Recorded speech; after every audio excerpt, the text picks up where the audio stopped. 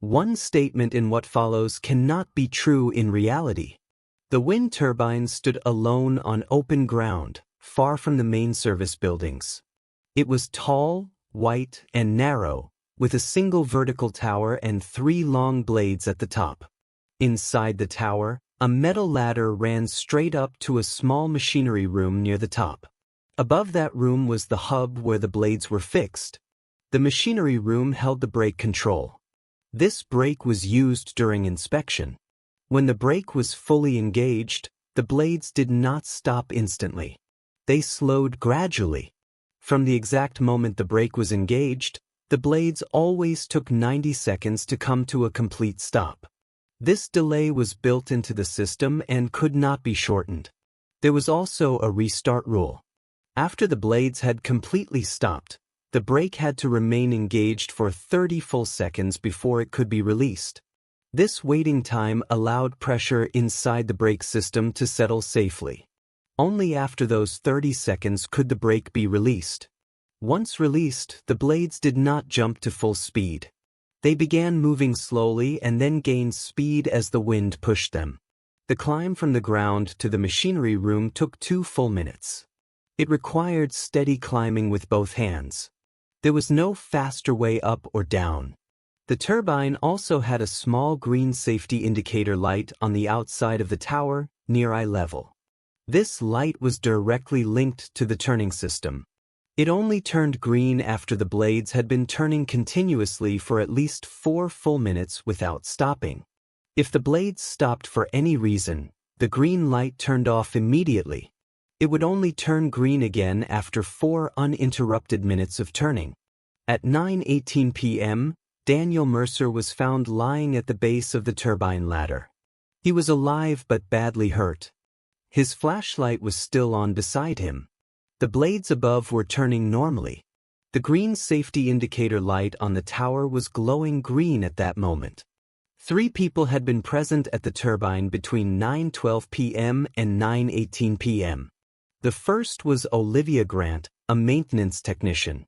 She had arrived to inspect the brake system.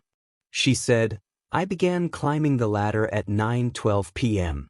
When I reached the machinery room, the blades were already stopped. I waited about 30 seconds, then I released the brake. The blades began turning again. After that, I climbed down."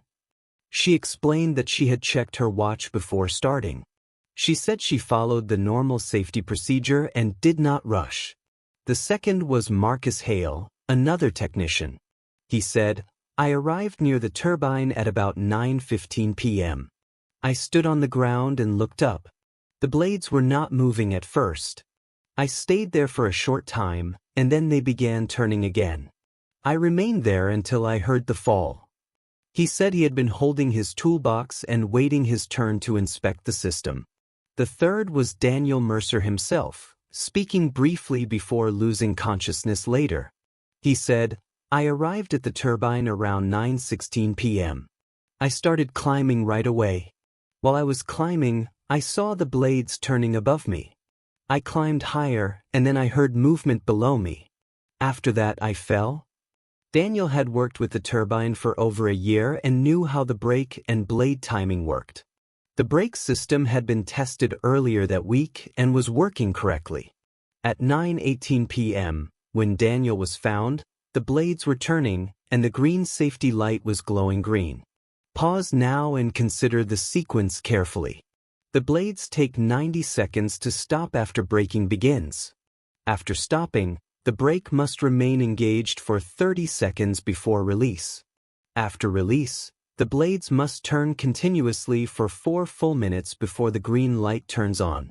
The green light was already on at 9:18 p.m. One of them is lying. Can you spot the lie? You have 5 seconds.